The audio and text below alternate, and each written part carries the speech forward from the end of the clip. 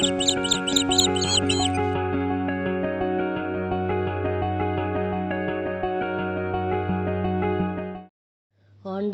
இனிய நாமத்தில் உங்களை சந்திப்பதில் மிக்க மகிழ்ச்சி அடைகின்றேன். நாம் இன்று தியானிக்க எடுத்திருக்கும் தலைப்பு, உங்கள் வாழ்வில் அதிசயமான காரியங்களை காண்பீர்கள். தியான வசனம் மீகா அதிகாரம் 7 வசனம் 15.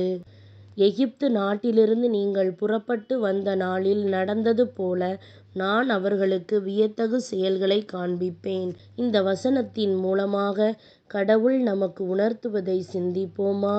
கிறிஸ்துவுக்குள் பிரியமானவர்களே, ஆண்டவர் தாமே உங்களோடிருந்து உங்களை ஆசீர்வதிப்பாராக. இன்றைக்கு உங்களை காண்பதில் ஆண்டவர் மகிழ்ச்சி கொள்ளுகின்றார். உங்களுக்கென்று உச்சிதமானவற்றை வைத்து இருக்கின்றார். உன்னை அதிசயங்களை காண பண்ணுவேன் என்று விவிலியத்தில் கூறுகின்றது.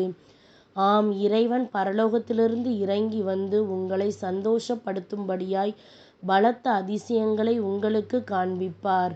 இறைவன் மக்கள் வாழ்க்கையில் செய்த சில அதிசயங்களை விவிலியத்தில் காண்போம்.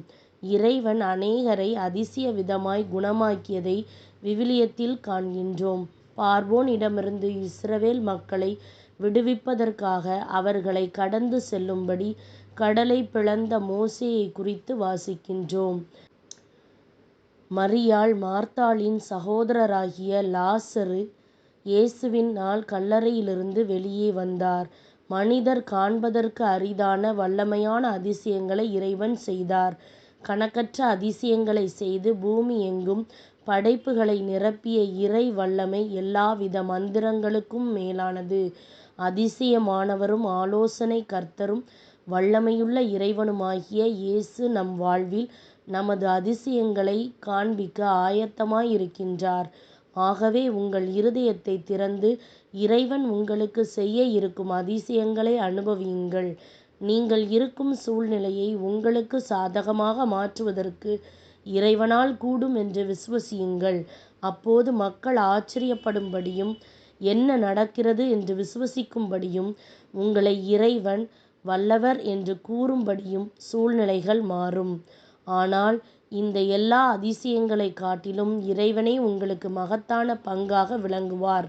நாம் பிரமிக்கத்தக்க அற்புதமாய் உருவாக்கப்பட்டிருக்கின்றோம் என்று விவிலியம் கூறுகின்றது. ஆகவே அதிசயங்களை காணும்படியாகவும் நம்முடைய இறைவனுக்காக பிரகாசிக்கும்படியாகவும் எழும்புங்கள். இறைவன் உங்களை சகல விதத்திலும் ஆசீர்வதிப்பாராக.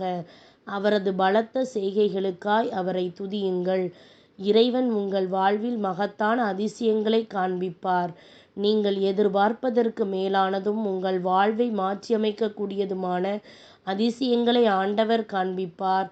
நீங்கள் அவரை விசுவசித்து சோஸ்தரியுங்கள்.